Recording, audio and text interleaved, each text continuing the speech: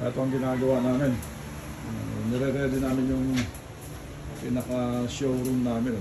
Meron tayong Solis at ang Elegante, sleek at slim, suabe na battery, Dynes, no?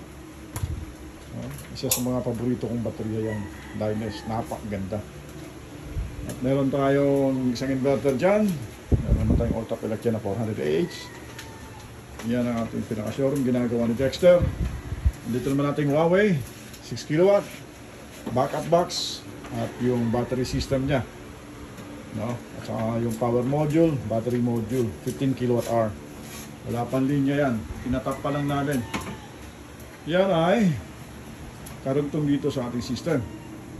Dito naman ang gagawin natin ay magpapalit kami ngayon ng cable duct. Yung aming bagong cable tray, cable duct ang kakabit namin dyan. Wala na kayong makikitang wire na ganito. Mawawala na to kasi nakababa na to sa mismong cable tray. Parang ganito ang itsura.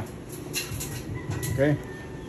Tsaka magre-rewiring kami ngayon sa shutdown ng buong JFL warehouse office. Ito naman ang ginagawa ni Raylan, ginagawa yung pinto.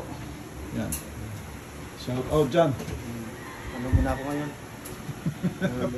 Pintor mo na siya ngayon. Si Dexter ay nagtatap ng ating AC. Nilalagyan ng isolator switch. Bubuhayin natin to kasi itong mga to, i-charge natin sa AC, no? At ito naman ang ating lalagyan ng 10 solar panel. Ayan. Ito naman, ang solar panel natin dito ay 32 pesos na 580 watts.